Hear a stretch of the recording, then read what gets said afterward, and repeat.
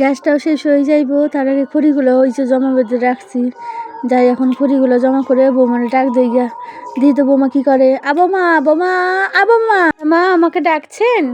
থাক থাক বৌমা, গোমটা দেওয়া লাগবো না, তোমরা আজকালকার পোলা পান, তোমাদের গোমটা দিতে লাগবো না। আমি হলো বুড়া হয়ে গেছি, অভ্যাস।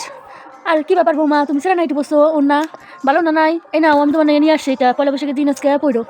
আরে না না মা, এটা তো ওই ফাটা গেছে একটু, তো এমনি তো ভালোই আছে, তো পরা যাচ্ছে তাই পড়েছি। ঠিক আছে মা, আজ থেকে কাল থেকে আর পড়বো না। আচ্ছা ঠিক আছে, এবার কত বৌমা আজকে কী রান্না করবো? পয়লা বৈশাখের দিন চাউল তো মাংস নিয়ে আসছে, ঘরে তো ফ্রাইড রাইসের চালও আছে।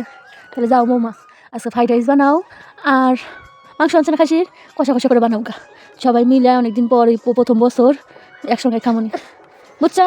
যাও, আমি খড়ি টড়ি সব উনান পাড়ে রেখে আসছি, তোমার বাটা ঘষা যা লাগবো সব করে দিয়ে আসছি। আবো মা তাড়াতাড়ি যাও, তোমার শ্বশুরমশাই আসালো, আর যদি দেখে রান্না বাড়ি হয় নাই, দেখুনি কেমন করে থাকে, সিসি করতে থাকবো নি।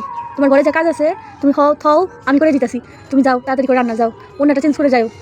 আরে মা থাক না, ওনাটা এই ওনাটা রান্নাই তো করবো, পরে চান টান করে পাল্টে দেবো। সত্যি আপনার মতো শাশুড়ি মা পাওয়া অনেক ভাগ্যের ব্যাপার, ভাগ্য করলে এমন একটা শাশুড়ি মা পাওয়া যায়। সত্যি আমি নিজেকে খুব লাকি মনে করি যে আপনার মতো শাশুড়ি পেয়েছি আমি। তাড়াতাড়ি যাই রান্নাঘরে গিয়ে আমি তা চটপট সব কিছু করে নিই। শাশুড়ি মা তো হাফ রেডিই করে রেখেছে, আমি বাকিটা গিয়ে করে আসি। আজ আবার অনেকদিন পর বাড়িতে হচ্ছে ফ্রাইড রাইস, ভালো লাগছে। শাশুড়ি মাও খেতে চাইছে, আমার রান্না প্রায় হওয়ার মধ্যেই চাইছে, তাড়াতাড়ি কি খেতে দিয়ে আসে। মা খাবার পেয়েছি, বসেন। আমরা ডাকলাম, ও খাওয়া পাচ্ছ, চলো তাহলে একসঙ্গে বসে খাই। তোমার তো আবার মারো, চলো একসঙ্গে বসে শাশুড়ি বাবা খাই। তোমার শ্বশুর তো খাওয়া হয়ে গেছে, চলো চলো, অনেক বেলা হয়ে গেল। মা বসে।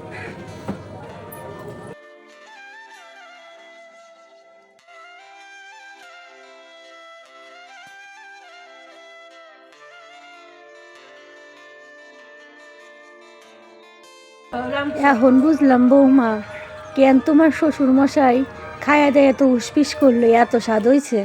হ্যাঁ মা, হ্যাঁ খান আপনি, আমিও বসবো।